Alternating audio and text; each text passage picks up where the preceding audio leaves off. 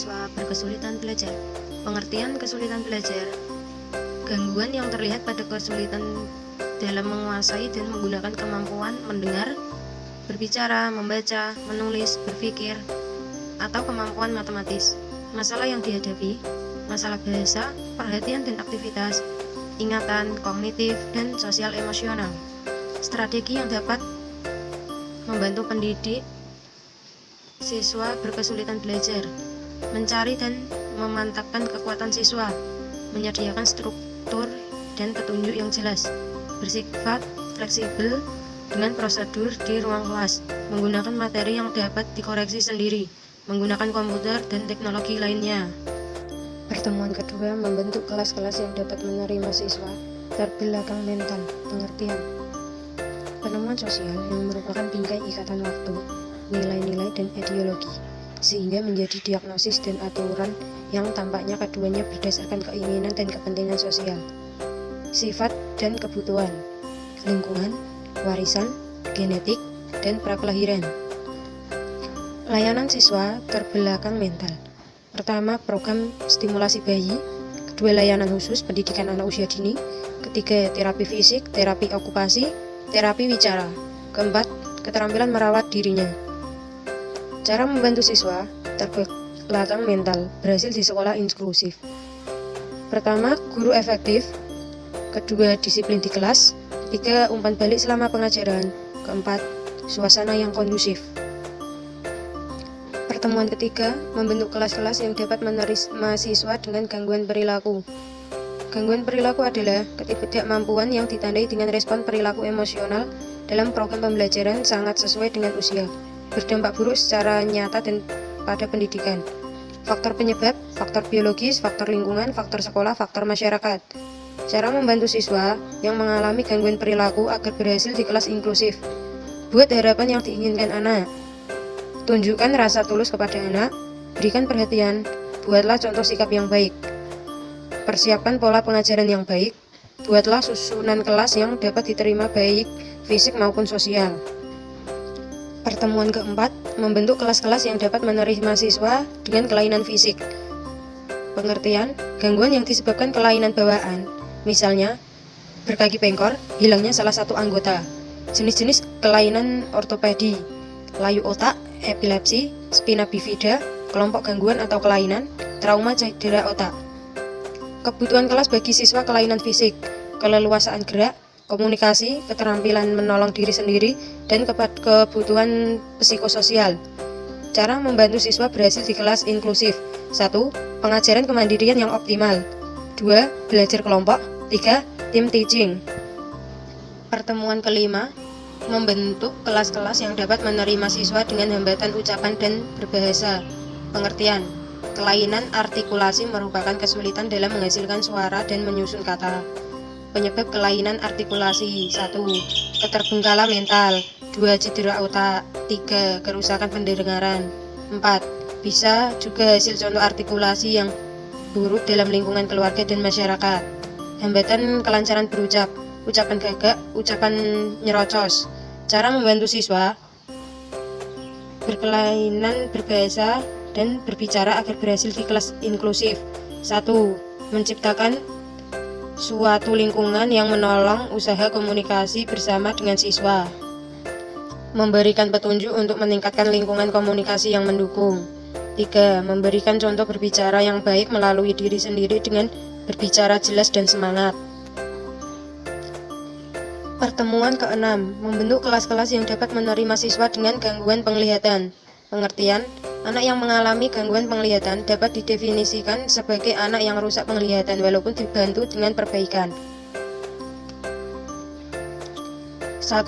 Gangguan penglihatan sebelum lahir; 2. Gangguan penglihatan setelah lahir; 3. Gangguan penglihatan pada masa remaja; 4. Gangguan penglihatan pada usia lanjut; 5. Gangguan penglihatan akibat bawaan.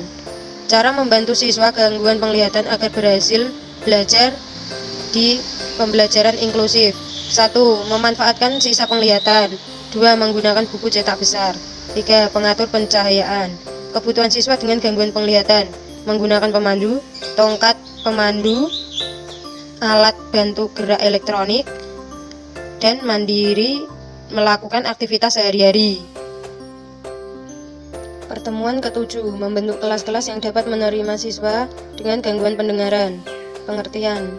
Gangguan pendengaran dipakai dalam menjelaskan baik orang yang benar-benar tuli maupun yang hanya sulit mendengar.